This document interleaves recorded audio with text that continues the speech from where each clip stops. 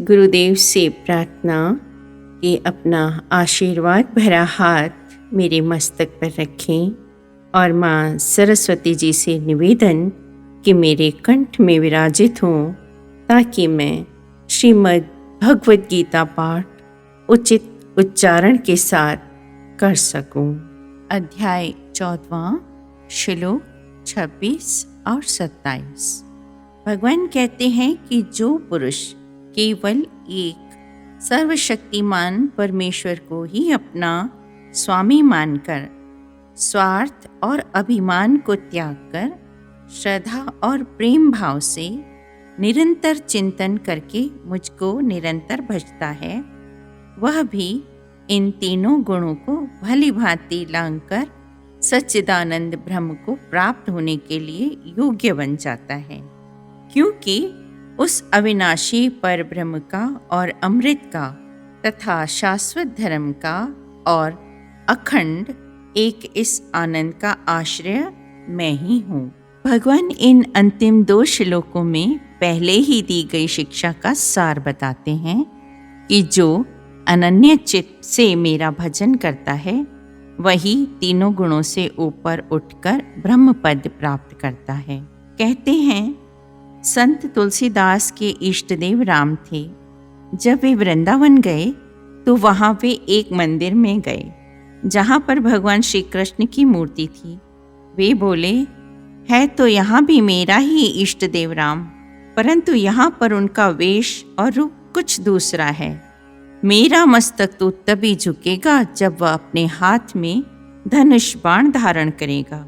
उनका यह भाव देखकर उसी समय कृष्ण की मूर्ति बदलकर राम की हो गई और तदुपरांत तुलसीदास ने बड़े प्रेम और भक्ति के साथ उन्हें प्रणाम किया।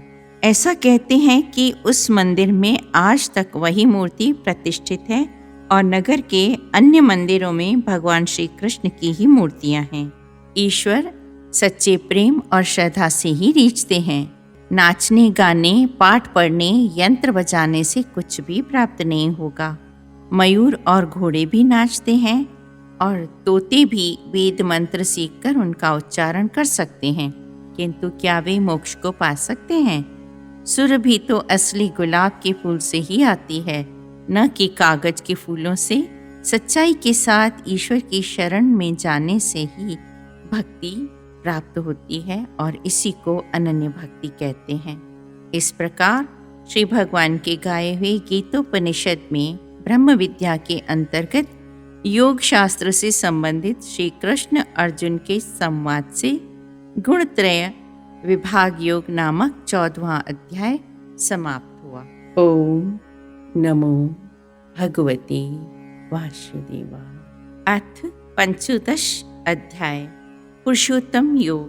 पूर्व अध्याय में श्री कृष्ण ने अर्जुन से कहा कि जो मुझ परमेश्वर के अनन्य भक्ति योग से सत्व, रज और तम तीनों गुणों को जीतकर पार हो जाता है वही मुक्त होता है। पूर्व अध्याय के अंतिम 27वें श्लोक में कथित बात का भगवान इस अध्याय में विस्तृत रूप से वर्णन करते हैं।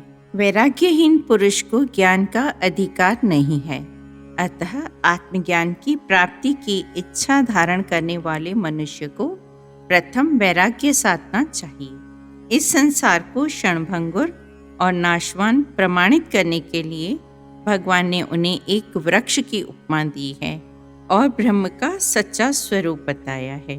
श्लोक पहला और दूसरा। भगवान ने कहा जाता है कि एक शाश्वत अश्वत्थ बरगद वृक्ष है जिसकी जड़ें तो ऊपर की ओर हैं और शाखाएं नीचे की ओर और पत्तियां वैदिक स्रोत हैं। जो इस वृक्ष को जानता है वह वेदों को जानता है। श्लोक 2। इस वृक्ष की शाखाएं ऊपर तथा नीचे फैली हुई हैं और प्रकृति के 3 गुणों द्वारा पोषित हैं। इसकी टहनियाँ इंद्रिय विषय हैं। इस वृक्ष की जड़ें नीचे की ओर भी जाती हैं, जो मानव समाज के सकाम कर्मों से बंधी हुई हैं। इस अध्याय के प्रारंभ में संसार से आसक्ति तोड़ने की विधि का वर्णन हुआ है।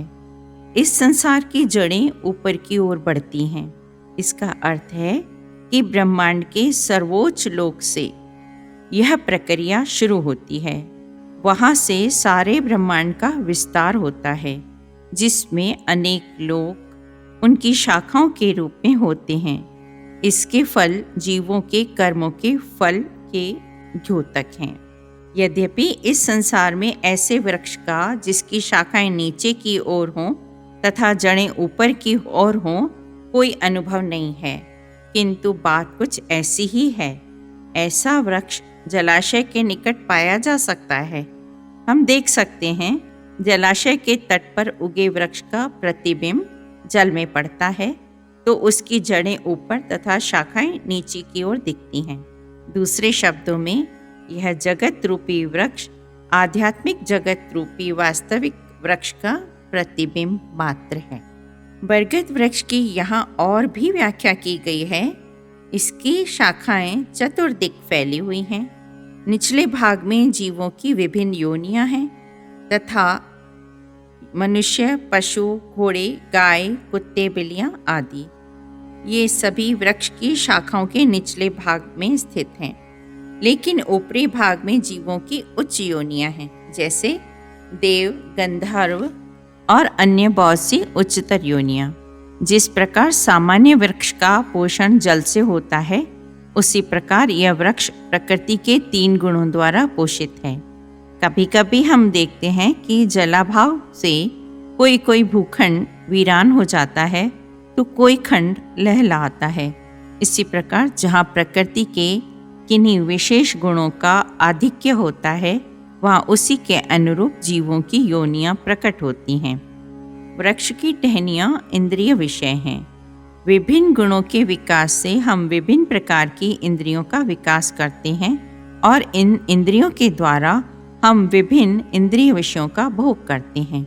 शाखाओं के सिरे इंद्रियां हैं, जैसे कान, नाक, आँख आदि, जो विभिन्न इंद्रिय विषयों के भोग में आसक्त हैं।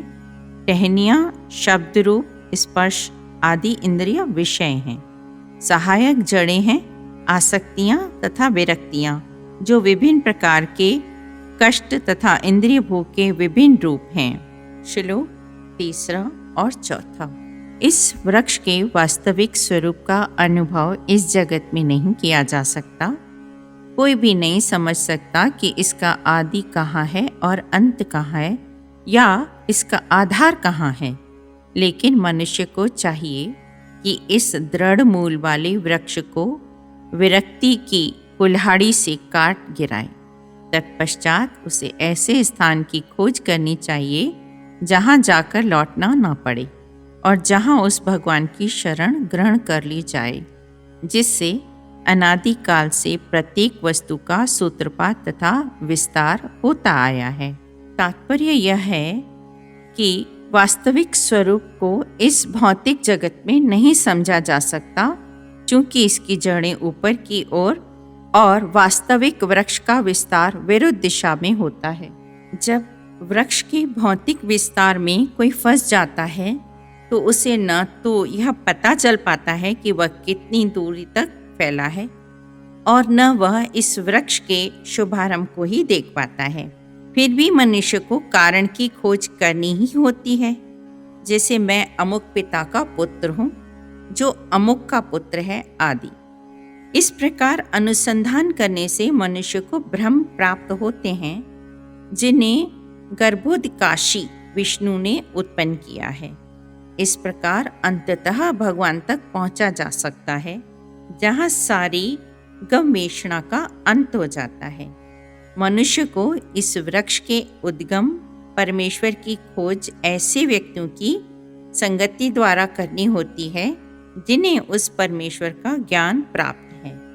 इस प्रकार ज्ञान से मनुष्य धीरे धीरे वास्तविकता के इस छद्म प्रतिबिंब से विलग हो जाता है और संबंध विच्छेद होने पर वह वास्तव में मूल वृक्ष में स्थित हो जाता है। उदाहरण है कि एक शिकारी प्रातःकाल किसी वन में गया।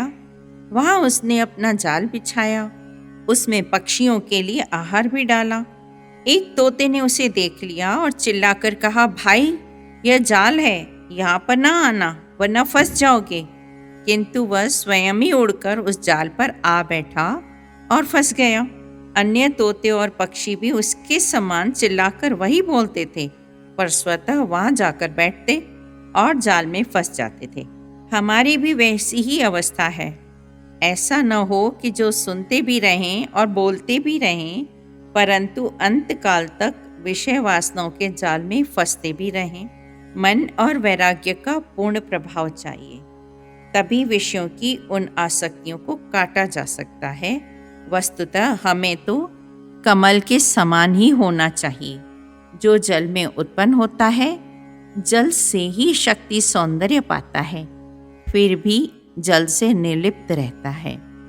जल में उपजे जलते दूर, जल में ज्योत रहे भरपूर। जल से कमल को बाहर निकालने पर वह कुम्हला जाता है। जो कमल के समान माया से अलिप्त रहते हैं, वे ही सच्चे वैरागी हैं और संसार का वास्तविक सुख प्राप्त कर सकते हैं। सांसारिक सुखों को समाप्त होने का भय लगा रहता है, क्योंकि कोई भी सुख चिरंतन नहीं है। धनवान को चोरी का भय सदा लगा रहता है कि कहीं उसका धन कोई चुरा न ले। मान सम्मान प्राप्त होने पर यह भय बना रहता है कि कहीं कोई अपमान न कर दे। विजय प्राप्त हुई तो शत्रु का भय बना रहता है कि कहीं कोई प्रतिशोध न लेने लगे। सौंदर्य और यौवन का जरा और रोग का भय लगा ही रहता है। विद्वान को भय लगा रहता है कि कहीं कोई उससे वाद विवाद में जीत न ले। शरीर को मरण का भय लगा रहता है। तात्पर्य यह है कि प्रत्येक वस्तु के पीछे भय की तलवार लटकती ही रहती है। भय से मुक्त या निर्भय तो मात्र वैरागी ही हैं। जिनके पास वैराग्य रूपी अमोघ अस्त्र है, वही इस संसार में विजयी होगा।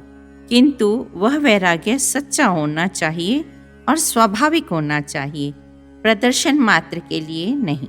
वह परम पुरुष स्वयं भगवान है, जिनके पास जाने से पुनः जन्म मरण का बंधन प्राप्त नहीं होता और निर्वाण पद प्राप्त होता है।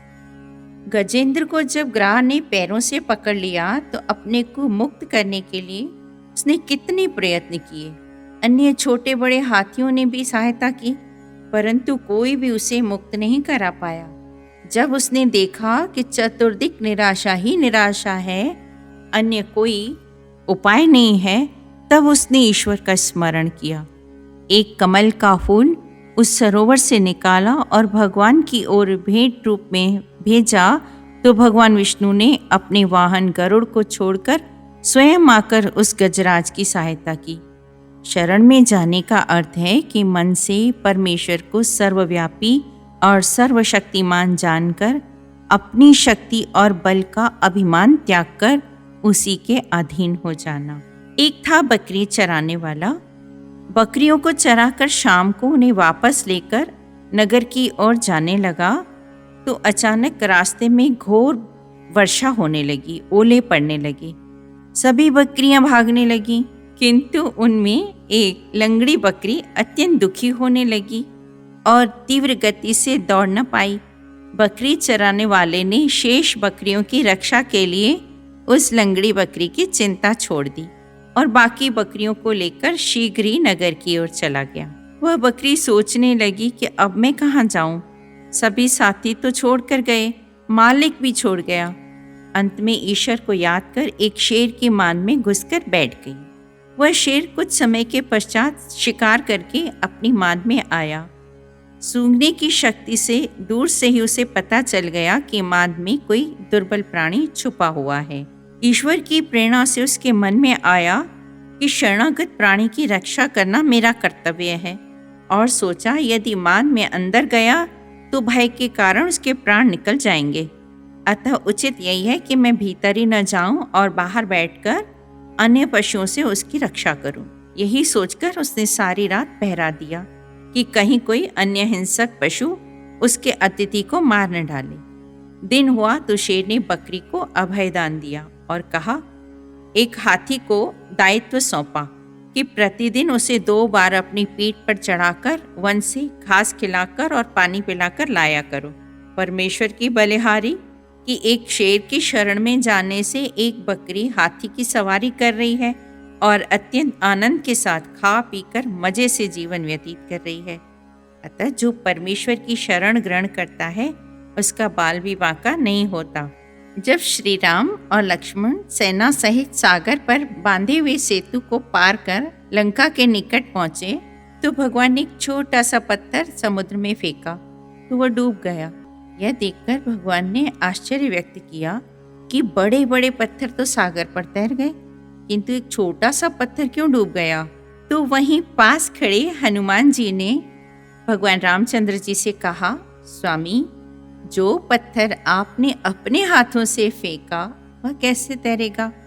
बड़े बड़े पत्थर इसलिए तैर रहे हैं क्योंकि उन पर राम नाम लिखा है। स्वामी, जिसे आप छोड़ दें वो कैसे तैर सकता है। इसलिए यह अत्यंत आवश्यक है कि हम सच्चे हृदय से परमेश्वर की शरण में जाएं, उनकी कृपा प्राप्त करें, क्योंकि वही इस भवसागर से पार लगाएगा। श्लोक 5वां। जिनका मोह और अभिमान नष्ट हो गया है, जिन्होंने आसक्ति या काम भाव के दोष को जीत लिया है, जो सदैव आत्मविचार में ही निरत हैं, जिनकी मन की कामनाएं पूर्णतः नष्ट हो गई हैं, जो सुख दुख शीतोष्ण आदि के द्वंद्वों से मुक्त हो गए हैं, ऐसे ज्ञानी जन उस अविनाशी परमात्मा को प्राप्त होते हैं। जिन्हें आध्यात्मिक पथ पर आगे बढ़ना है, उन्हें अज्ञान, अभिमान और संग दोष इन तीनों से अपने को दूर रखना होगा। प्रथम साधन है निराभिमानी होना। अभिमान तन का, मन का, धन का या विद्या का या जाति का और पद का होता है और इन सभी से दूर रहना है। यह अभिमान तब होता है जबकि हमें मरण और प्रभु का स्मरण नहीं होता। दूसरा साधन जो इस श्लोक में बताया गया है वह है मोह का त्याग करना, अर्थात विवेक से काम लेना। यदि विवेक दुर्बल है तो मोह बल पकड़ता है। इस मोह की बहुत बड़ी सेना है। मोह के अंधकारमय स्वरूप ने बड़े बड़े महात्माओं को भी चित्त यानी कि परास्त कर दिया है। ज्ञानवान पर भी मोह प्रहार करता है, उसे नीचे गिराने की चेष्टा करता है, लेकिन वह उससे लड़ता है, उसे जीत लेता है और पुनः उठकर खड़ा हो जाता है।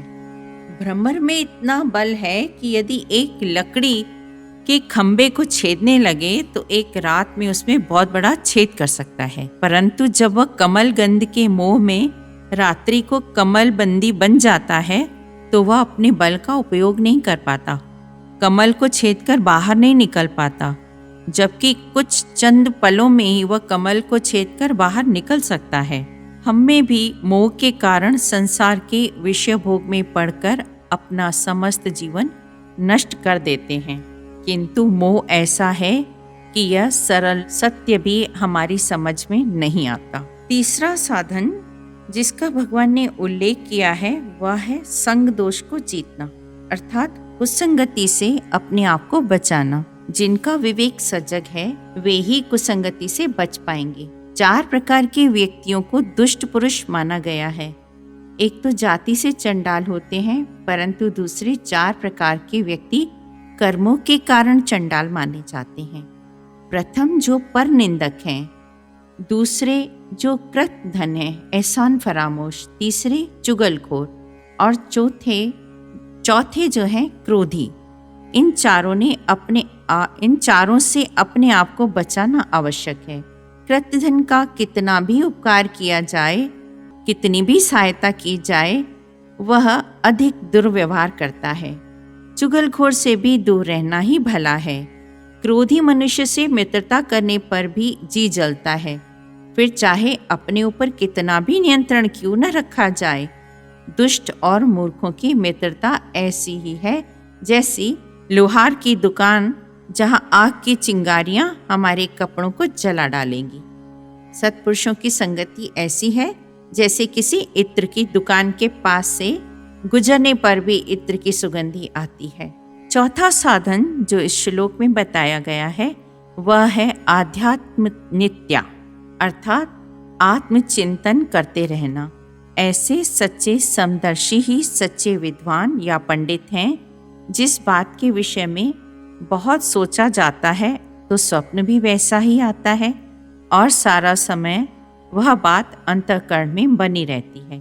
इसलिए जो सदैव आत्मचिंतन करते हैं वे अंतकाल तक प्रत्येक जीव में आत्मा को ही देखते हैं।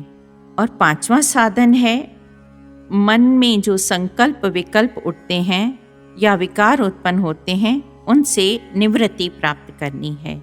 इसी अवस्था की प्राप्ति का 6ठा साधन है कि प्रारब्ध अनुसार जो सुख दुख मिलते हैं उनमें समचित्त होकर संतोषपूर्वक जीवन व्यतीत किया जाए। ज्ञानवान सभी को अपना या परमात्मा का रूप मानकर किसी से राग द्वेष नहीं करते। अविनाशी पद प्राप्त करने के लिए इस श्लोक में वर्णित 6 साधनों की प्राप्ति करना आवश्यक है और ये साधन इस मनुष्य योनि में ही संभव है। ओम नमो भगवते वासुदेवाय।